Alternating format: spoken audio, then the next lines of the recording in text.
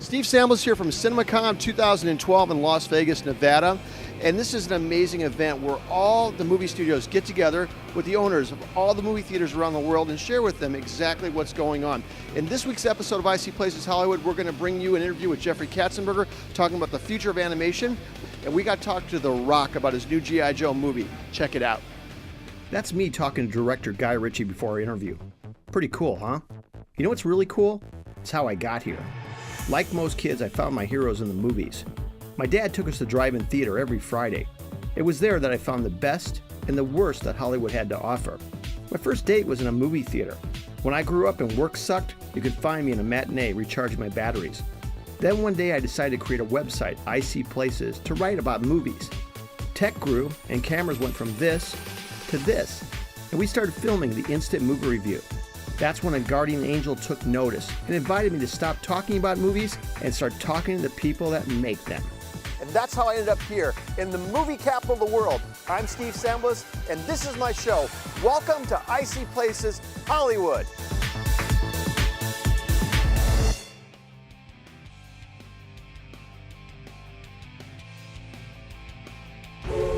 In the immortal words of Jay-Z, whatever deity may guide my life, dear Lord, don't let me die tonight. Whatever deity guides my life, dear Lord, don't let me die tonight. Anything I missed, General? Call me Joe. Dwayne, 87 television appearances, 37 movies, a bunch in production. A lot of people at this point would be kind of coasting, but you're not. Where does that motivation come from that keeps you just on top of the game? We're just wanting more.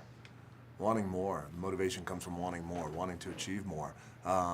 Stepping up to the plate and trying to knock home runs. But they don't always happen, obviously. Sometimes we strike out, doubles, whatever the case may be. But just wanting more and wanting to get better. And also, too, when I was 24 years old, I had $7 in my pocket. Jesus. And it wasn't always paper. So coming from that to where I'm at now, I'm sitting here with you, we're talking about a big movie, inspires me, motivates me. This movie, we saw pieces of it last night. Mm-hmm. Unbelievable. Oh, very cool. This is not the last G.I. Joe. It feels like you could feel the punches. Mm-hmm. Did you kind of feel that it was more of a grown-up movie, maybe? Well, what we wanted to do, it was important, I think, well, first of all, you get a second crack at something. You get another chance at bat. I'll use the baseball analogy. There you go, again. yeah. It's all sports analogies. I should wear my baseball hat. That's right? So, you get another chance at bat. You get a second crack at G.I. Joe. They made one. Now we get our shot. Yeah. At it. And so in this version, we want to make sure that it was more gritty, more rooted, grounded, real, boots to the ground. And when it came time to action, we could have gone a direction where there were lasers being fired, things like that. Yeah. But there's something cool, and I think not only cool for an audience, but something important to strip all that away, still have it. Not the lasers, but real weapons and real rounds. Strip it all away and fight. I wanted the Joes to fight. That's what I want you guys to do. Yeah. I want you guys to fight. Now, the bombs are cool and everything, but I want you guys to use your fist and throw a gun at somebody when it's empty. You know what I'm saying? I love that, by the way. And we have that. We have, incredible hiss tanks. I'm firing a Ma Deuce. Yeah. Guns, weapons. But there's a point in the movie where I strip it all away, throw it all away, and I use Timmy and Jimmy.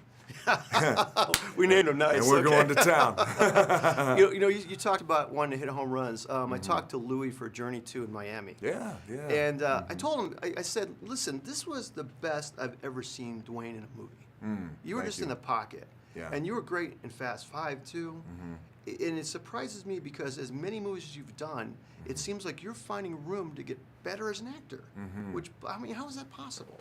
It's always possible, I think, just to get better. And by the way, that's the goal. The goal is to get better. For me, the goal is to get better. And I had no prior experience in acting. Didn't go to Juilliard. My family weren't, studio executives or actors or anything like that. So when I first started 12 years ago, I wanted to be good. I also knew it was going to be a hell of a challenge. And I needed to surround myself with good actors, good directors, and I just needed to work. I wanted to work. That was the key. baptism by fire. Get out there, get on the set, and work. You sink or swim that way. John, as a director, is really interesting. He came from doing some really, really amazing dance movies, which are very precise. Fighting seems to be pretty precise to me too. Yeah, sure. There's a great connection there. Did you feel that when you came as a director to you? Did you feel that? Absolutely. And when I first heard that John Chu was going to be the director, I thought, well, that's an interesting choice. I thought because he comes from a world of dance. He'd just come off a very successful Justin Bieber movie. So I thought, okay, this is an interesting choice. You got to trust the studio, trust our director. Our producer Lorenzo de Bonaventura. When you sit with John, within 15 minutes, you understand why. You understand why he's directing G.I. Joe. He's passionate about the franchise, passionate about the title. But not only that, but what's fascinating about John Chu is he sees things in movement.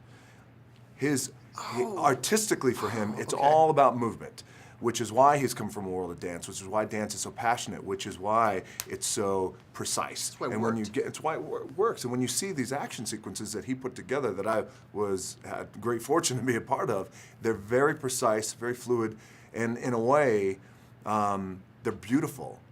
But at the same time, grab you by the throat. Yeah, they're elegant, but they're dangerous too. Absolutely. Yeah, the rooted, grounded part, where the military part, where we're fighting, where I'm fighting. Yeah. It's dangerous, it's dominant, it's grab you by the throat. Yeah. There's a beautiful elegance that is still very dangerous when it comes down to the fantastical side, where we have these ninjas, Storm Shadow, Snake Eyes, and these incredible action sequences along the Himalayan mountains are amazing. So I'm very proud of John, and I love working with him. Lastly, what are G.I. Joe fans and new people what can they expect from this movie? They're gonna expect to be entertained, bottom line. And they're gonna be satisfied at the homage and the respect that we pay to the mythology of G.I. Joe, and taking a very beloved, important title and franchise in G.I. Joe that means a whole hell of a lot to me, and everyone who was involved this go around, and making sure that we deliver, and making sure that we were paying respect to the mythology, and making sure that when it came time to fighting, the fighting felt real. When it came time to the fantastical side, it was amazing, and it was mind-blowing. And then at the end of the day, still paying respects, in a way without giving the movie away, to Cobra, paying respect to G.I. Joe, and when we all walk away from the movie, everyone walks away satisfied. And I just don't mean the characters. Right. Because characters can't ever be satisfied, but I just mean from an audience standpoint, whoever you like and whoever you're connecting with, Team Cobra, whatever. you're walking away satisfied. Cool. Bro, thank you so much. Thank you, man. Really good talk. Yeah, good to talk to you too. Ready and stop. They're all dead. There's only one man who could authorize a strike like that. And I voted for him.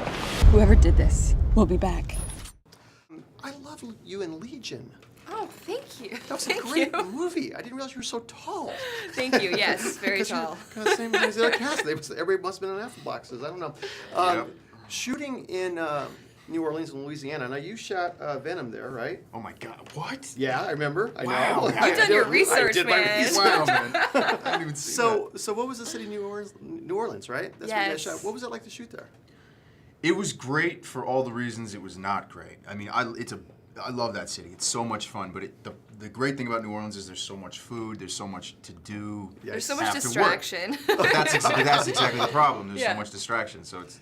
You know, I grew up in Florida, and it's humid and buggy there, isn't it? New Orleans the same way? Yeah, it's very humid. So you guys are always trying to look good. Well, you know what? Like, the thing I love about this movie is that they try to make it as realistic as possible. So when we were out in the desert, and it's, literally the sand was 130 degrees. Point was not to look good. Yeah. They let the sweat roll, and it kind of is nice just to not have to worry about somebody coming in and This and Red Dawn, are you trying to be like the female action hero of the year? I mean, what's the deal? It would be nice, but I'm excited. Red Dawn we shot a long time ago, and I'm just, very excited for it to finally see daylight. You guys saw it last night for the first time, right? The clips? Yeah, a lot of them. Some of them. I mean, we've seen obviously lots of sizzlers and trailers, but there were a lot of scenes in that we even the hadn't stuff seen. we saw, like the effects hadn't been laid down yet. So a lot of that stuff was the first time I saw it. It looks really aggressive. Yeah. like the first G.I. Joe was homogenized and cute. Right. This one was like not at all, right? We're not messing around. We're not kidding. We are not kidding. Yeah, The first movie was fun. It was kind of tongue-in-cheek. There was a lot of sci-fi and a lot of in-on-the-joke stuff. And this one, John and Lorenzo and all of us really wanted to make like a really just a grittier film. You know, like a real camera. We shot it with all on film, real in-camera effects, real action, real explosions, and it worked, dude. It was amazing. Was that you that went sliding underneath the table? Yeah. What that was the coolest effect that I remember. What was that? Were you going for a gun or something? No, there's a giant action sequence that happens in the film where everybody's in it doing all sorts of crazy stuff. But for Flint we took parkour and free running and kind of mixed it with this military style. Very We've cool. seen you've seen free running in film before, but the way that we kind of melded them together is really really cool, and it's going to be exciting. People are going to love it. Tell me about John as a director, coming from doing some really cool music movies. Yeah. Very precise techniques in what he did there. How was he for an action director? John has an amazing aesthetic eye. He's got an incredible eye for movement, and Yeah. he's a kick-ass director. He's not. John's not going anywhere. He's not. Trust me. He did an amazing job. You haven't seen anything yet. You've seen nothing. We haven't seen anything last yet. night was just ridiculous what we saw. I'm excited. What are fans and newbies to the movie going to expect from this? What can they expect? People that aren't familiar with the franchise. Yeah. You're gonna expect a absolute. This is an action movie that's two things. It's a newer action movie in a lot of ways. There's a lot of things that we put in this film that you've never seen before that are absolutely incredible. But in all the good ways, it's kind of a throwback. Like I was saying before, like there's a lot of just big, giant in-camera effects. It's dirty, it's gritty. There's real explosions. We've got Bruce and Dwayne doing what they do best, and it's like, you know what I mean? Like it's the action movie I wanted to see. I wanted to see all this stuff, and especially on top of it to be in a G.I. Joe world. It's Whether heaven you're a for me. fan or not, you're gonna enjoy this movie. It's gonna be fun. Thanks, guys. Dude, first of all, we saw clips last night. Nice. Unbelievable, right? Thank you so much. But I had this thing in my mind, okay? Yeah. You did Step Up 2, Step Up 3D, and then LXD, and so you really hitting your mark in this dance genre type of movies. Step Up 3D was amazing. Thank you. Transition to action. Tell me, is action a lot like the dance type stuff in a way? Yeah, well, I mean, it is and it isn't. There's, to me, it's all about movement telling stories. In the end, it's all about how do you communicate a character and how they get from one place to another. So in whether it's action or dance, movement tells story all the time. When we see John Wayne walk out onto a porch and he sort of shifts his weight, it says something. Or any of these actors, even Julia Roberts giving you that look, like that communicates more than a paragraph of dialogue could ever communicate. So when we're doing the action, we planned it in the same way, working with the fight choreographers and all those people, is using space. How does the movement communicate where the hero or the villain is, and how the camera interacts with that, and how does it enhance it or detracts from it in a way. So there's a certain rhythm to action. Yeah, definitely.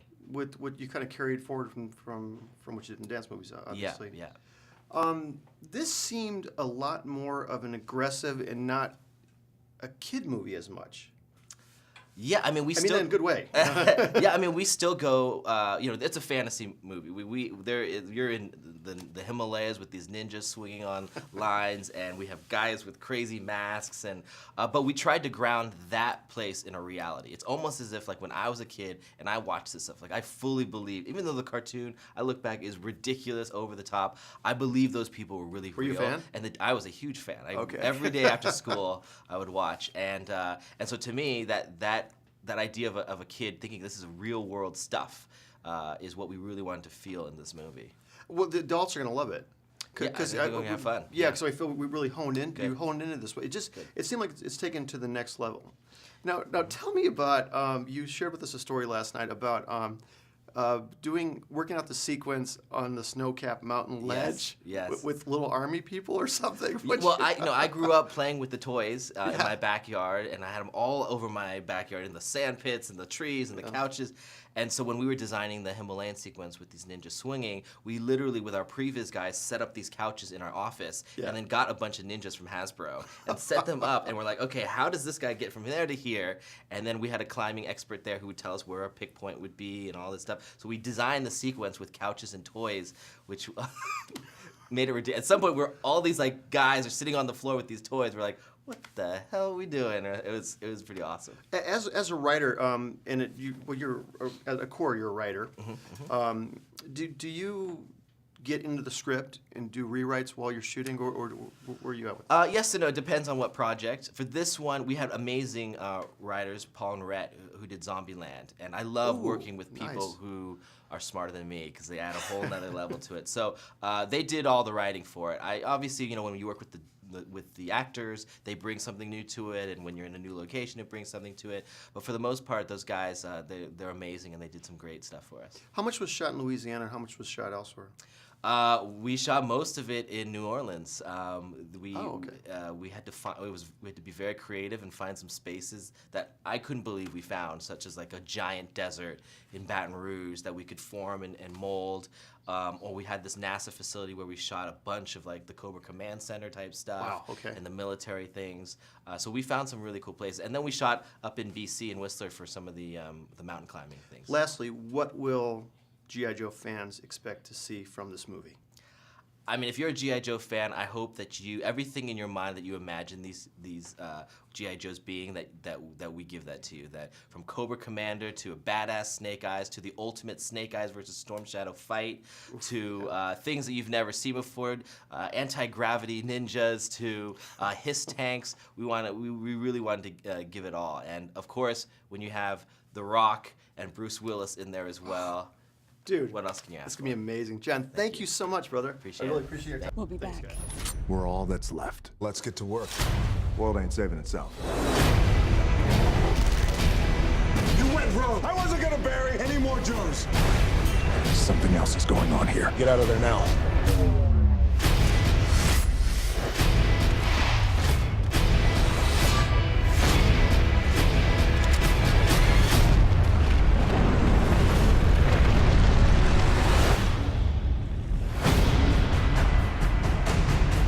Idol's a little rough and neutral. I ain't gonna be in neutral.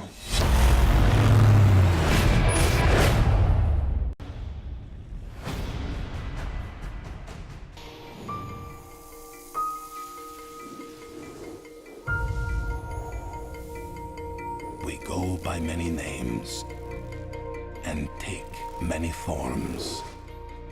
We bring wonder and hope. We bring joy and dreams. We are the Sandman and the Tooth Fairy. We are the Easter Bunny and Santa. And our powers are greater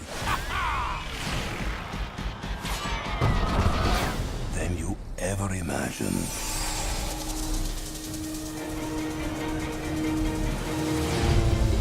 It is our job to protect the children of the world. For as long as they believe in us, we will guard them with our lives. There's going to be a whole new group of kids growing up that are going to watch this movie and have a new outlook on Santa Claus. Do you feel that? You know what? When I first came on, that's one of the things I realized one day. I kind of like sat up in bed in the middle of the night. Holy, it's unbelievable. But then you think about it for a moment and you realize, well, you grow up on images of these characters all your life. You don't realize it, but you do. So it's kind of nice to be able to add to the tradition in a real way, and that's one thing we're really trying to do. And to work with DreamWorks, that must be a dream, right? Literally, the incredible thing about DreamWorks is pretty much from the top down, just the array of talent, the number of talented people who are all focused on one thing, which is making an amazing movie. And with our project in particular, there's a lot of love attached to it. People have a real personal connection to the Rise of the Guardians, and it has been a dream. Jeffrey, your stories are getting better and better. Animation is getting better and better. Where could this go? Well, anywhere. I mean, when you have a year or two ago, we had 5 of the top 10 movies throughout the world were CG animated movies. Right. You've gone to the top, and last year our 2 films were in the top 10. Puss in Boots and Which Kung was- Fu Panda. Which was both amazing. They were Yeah, so you good. know, it's literally, I think, the fourth and 10th, best films, the best performing films on a worldwide basis last year. So, animation has really come into the mainstream. It's become a very important and, really for the whole audience. There's no longer children's movies, and they're no longer in a cartoon ghetto. They're right there, front and center in the mainstream. So it's pretty exciting. And lastly, when you sit down with your team and you want to go to the next level, what is the conversation? What do you say what do you tell them we need to do? Well, the good news is they tell me. I don't have to tell them. They're the ones that come in and tell me, this is what we need to do to go to the next level. And I go, okay, let's go. Thank you. Thank you very much, guys. Thanks so much. That dream is over. It's time for fear to rule the world. We have never faced a greater threat. And so, we will fight.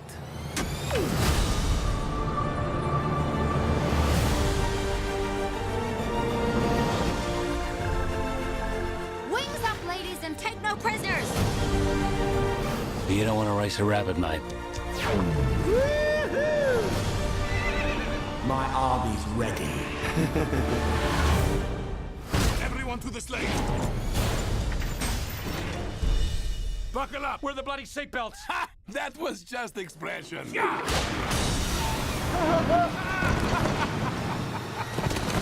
Here we go. Everyone loves the sleigh. DreamWorks Rise of the Guardians.